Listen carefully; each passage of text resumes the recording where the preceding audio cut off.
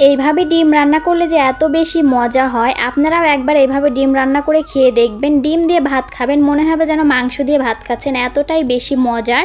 এছাড়া এই রান্নাটা কিন্তু খুবই সহজ, হাতে যেদিন সময় কম থাকবে ঝটপট করে এই রান্নাটা করে নিতে পারবেন। প্রথমে আমি এই রান্নার জন্য একটা মশলা বেটে নিব। এখানে নিয়েছি 1 চামচ আস্ত ধনিয়া, 1 চামচ আস্ত জিরা নিয়েছি, এরপর নিয়েছি 2টা এলাচ এবং 5-6টা গোলমরিচ নিয়েছি, কালো গোলমরিচ, এরপর 2টা লবঙ্গ এবং 2 টুকরা দারচিনি নিয়েছি। এখন আমি মশলাগুলো পাটায় বেটে নিব।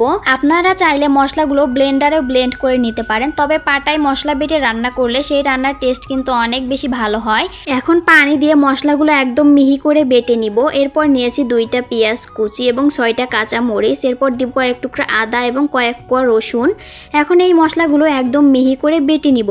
আপনারা চাইলে সবগুলো মশলা একসাথে ব্লেন্ডারে ব্লেন্ড করে নিতে পারেন। সবগুলো মশলা একদম মিহি করে বেটে নিয়েছি। এখন বেটে নেওয়া মশলা একটা বাটিতে তুলে নিব। এরপর বেটে নেওয়া মশলার ভিতরে দিয়ে দিব 1 চামচ লবণ এবং 1/2 চামচ হলুদের গুঁড়া, 1 চামচ দিয়ে দিব লাল মরিচের গুঁড়া। এখন গুঁড়া মশলাগুলো বাটা মশলার সাথে ভালোভাবে মিশিয়ে নিব। মশলাগুলো ভালোভাবে মিশিয়ে নিয়েছি। এখন এই মশলাটা একটা সাইডে রেখে দিব। এরপর একটা বাটিতে আমি ডিম ভেঙে নিব। আমি এখানে 3টা ডিম নিয়েছি, 3টা ডিম এখন ভেঙে নিব। আপনারা চাইলে আরও বেশি করে ডিম দিয়ে এই রেসিপিটা করতে পারেন। এখন এখান থেকে বাটা মশলা নিয়ে নিব 1 চামচ। এখন ডিমের সাথে এই মশলাটা খুব ভালোভাবে ফেটিয়ে নিব। ডিমের সাথে মশলাটা ভালোভাবে ফেটিয়ে নিয়েছি। এখন এই ফেটিয়ে নেওয়া ডিমটা একটা স্টিলের বাটিতে ঢেলে নিব। এরপর এই ডিমটাকে আমি ভাপিয়ে নিব। ভাপিয়ে নেওয়ার জন্য চুলায় একটা প্যান বসিয়ে দিয়েছি। প্যানে পরিমাণ মতো পানি দিয়ে দিব। এরপর একটা স্ট্যান্ড বসিয়ে দিয়ে ডিমের বাটিটা দিয়ে দিব। এখন ঢাকনা দিয়ে ঢেকে দিব যেন বাটির ভিতরে পানি না যায়। এখন উপর দিয়ে আরও একটা ঢাকনা দিয়ে ঢেকে 10 মিনিট ভাপিয়ে নিব। ফিরে আসলাম 10 মিনিট পর। ডিমটা কিন্তু খুব ভালোভাবে শক্ত হয়ে গেছে, দেখতেই পাচ্ছেন।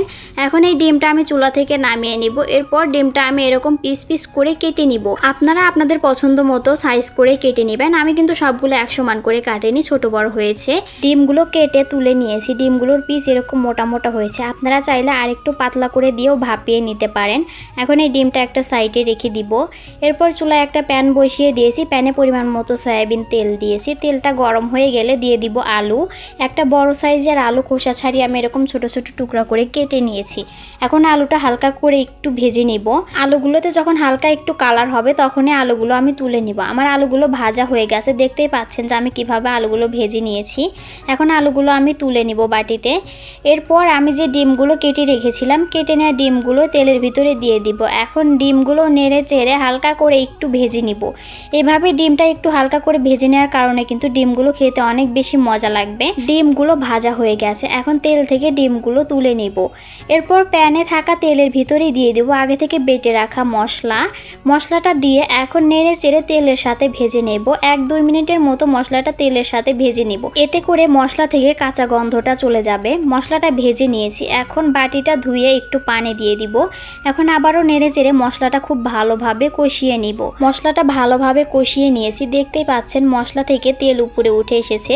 এখন ভেজে রাখা আলু এবং ডিমগুলো দিয়ে দিব। এখন ভালোভাবে নেড়ে চেড়ে মশলার সাথে ডিম এবং আলুটা মিশিয়ে নিব। এরপর ঢেকে দিয়ে 2-3 মিনিটের মতো আলু এবং ডিমটা কষিয়ে নিব। মশলার সাথে ডিম আলু ভালোভাবে কষিয়ে নিয়েছি। এখন 2 কাপের মতো পানি দিয়ে দিব। এরপর আবারও সব কিছু নেড়ে চেড়ে ভালোভাবে মিশিয়ে নিব। এরপর ঢাকনা দিয়ে ঢেকে রান্না করে নিব। রান্নার মাঝে মাঝে একটু ঢাকনাটা তুলে নেড়ে চেড়ে দিব। এরপর আবারও ঢেকে দিয়ে রান্না করে নিব। এইভাবেই এখন আমি রান্নাটা পুরোপুরি কমপ্লিট করে নিব। আমার রান্নাটা প্রায় শেষের দিকে। এখন আমি চুলাটা বন্ধ করে দিব। ভাপা ডিমের এই রেসিপিটা পুরোপুরি তৈরি হয়ে গেছে। এখন আমি একটা বাটিতে ঢেলে নিব। ভাপা ডিমের এই রেসিপিটা দেখতে কিন্তু অনেক লোভনীয় লাগছে। আমি আপনাদের একটু কাছ থেকে দেখাচ্ছি যে কতটা সুন্দর হয়েছে। ডিমটা বাটা মশলা দিয়ে ভাপিয়ে নেওয়ার কারণে কিন্তু অনেক সুন্দর একটা ঘ্রাণ বেরোচ্ছে ডিম থেকে। গরম গরম ভাতের সাথে ভাপা ডিমের এই রেসিপিটা খাবেন, মনে হবে যেন ডিম দিয়ে নয় মাংস দিয়ে ভাত খাচ্ছেন, এতটাই বেশি মজার হয় এই রেসিপিটা। এছাড়া এই রেসিপিটা রুটি, পরোটা, খিচুড়ি সবকিছুর সাথেই খেতে পারবেন। আমার আজকের এই ভাপা ডিমের রেসিপিটা আপনাদের কাছে কেমন লেগেছে অবশ্যই কমেন্ট করে জানাবেন। ভিডিও ভালো লাগলে শেয়ার করে অন্যকে দেখার সুযোগ করে দিবেন। ডিম ডালের এই রেসিপিটি যে এত মজার, একবার এইভাবে ডিম ডাল রান্না করে খেলে বারবার খেতে ইচ্ছে করবে। আজকে ডিম ডাল রান্না করার জন্য প্রথমে আমি এখানে নিয়েছি মসুর ডাল। মসুর ডালটা ভালোভাবে ধুয়ে নিয়েছি।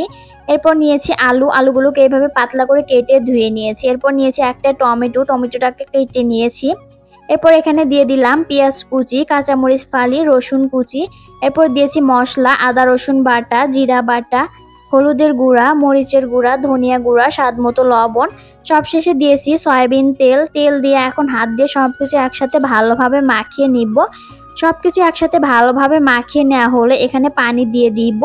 পানি দিয়ে চারপাশে এভাবে আমি একটু ধুয়ে দিব। এরপর পরিমাণ মতো পানি দিয়ে ঢেকে দিয়ে রান্না করে নিব।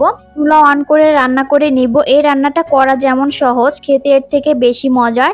এদিকে আমার ডাল এবং আলুটা ভালোভাবে সিদ্ধ হয়ে গেছে। এখন একটা ডাল ঘুটনি দিয়ে এভাবে একটু ঘুটে নেব। এভাবে একটু ঘুটে নিলে ডাল এবং আলু ভালোভাবে একসাথে মিশে যাবে, খেতে আরো বেশি ভালো লাগে। এদিকে আমার ডাল রান্নাটা হয়ে গেছে। এখন এটাকে আমি চুলা থেকে নামিয়ে নিব। এখন একটা বাটিতে আমি 2টা ডিম ভেঙে নিব। ডিমে স্বাদ মতো লবণ দিয়ে ডিমটাকে ভালোভাবে ফেটিয়ে নিব। পেঁয়াজ মরিচ ছাড়াই ডিমটাকে ভেজে নিব। ডিম ডাল রান্নার ক্ষেত্রে এভাবে ডিম ভেজে দিলে খেতে আরো বেশি ভালো লাগে। ডিমটা ফেটিয়ে নেওয়া হয়ে গেছে। এখন চুলায় একটা কড়াই বসিয়ে দিয়ে কড়াইয়ে পরিমাণ মতো তেল দিয়ে দিলাম। তেলটা গরম হয়ে আসলে ডিম দিয়ে উল্টে পাল্টে ভালোভাবে ভেজে নিব। ডিমটা 2 সাইডে ভালোভাবে ভেজে নেওয়া হলে ডিমটাকে আমি ছোট ছোট পিস করে কেটে নিব। আপনাদের যেভাবে পছন্দ ওইভাবে ডিমটাকে কেটে নেবেন। আমি একটু ছোট করে ডিমটাকে কেটে নিয়েছি, এইভাবে খেতে ভালো লাগে আমার কাছে। ডিমটা ভাজা হয়ে গেছে। এখন ডিমটাকে একটা বাটিতে তুলে নেব। এরপর চুলায় একটা প্যান বসিয়ে দিয়েছি। প্যানে দিয়ে দিলাম পরিমাণ মতো সয়াবিন তেল। তেলটা গরম হয়ে আসলে দিয়ে দিব 3টা তেজপাতা। তেজপাতা দিয়ে আগে একটু ভেজে নিয়েছি। এরপর দিয়ে দিব পেঁয়াজ কুচি। পেঁয়াজ কুচি দিয়ে একটু ভেজে নিয়ে এরপর দিয়ে দিব আস্ত জিরা। জিরা দিয়ে এখন পেঁয়াজটাকে হালকা বাদামি করে ভেজে নেব। পেঁয়াজটা হালকা বাদামি করে ভেজে নেওয়া হলে এই পর্যায়ে দিয়ে দিব রান্না করা ডাল। ডালটাকে এখন ভালোভাবে বাগারের সাথে মিশিয়ে নেব। এরপর এখানে দিয়ে দিব ভেজে রাখা ডিমগুলো। ভেজে রাখা ডিমগুলো দিয়ে আর কিছু সময় রান্না করে নিব। আর কিছু সময় রান্না করে নিলেই কিন্তু আমার এই রেসিপিটা একদম তৈরি হয়ে গেল। ডিম ডাল রান্না হয়ে গেছে। এখন চুলা বন্ধ করে নামিয়ে নিব। দেখুন কত সুন্দর হয়েছে কালারটা, খেতে যে কি পরিমাণ মজা হয়েছে, একবার এভাবে রান্না করে না খেলে বুঝতে পারবেন না। তো এই রেসিপিটা অনেক বেশি পছন্দের। আমি প্রায় এভাবে রান্না করি। আপনারা কে কে এভাবে রান্না করে খেয়েছেন কমেন্ট করে জানাবেন। আর যারা এখনো এইভাবে রান্না করে খাননি তারা একবার হলেও এইভাবে ট্রাই করে দেখবেন, অনেক বেশি মজা হয় খেতে। আমার আজকের ভিডিওটা আপনাদের কাছে কেমন লেগেছে? যদি ভিডিওটি ভালো লেগে থাকে তাহলে অবশ্যই শেয়ার করে অন্যকে দেখার সুযোগ করে দিবেন। আজকে এখানেই বিদায় নিচ্ছি। ভালো থাকবেন সবাই। আল্লাহ হাফেজ।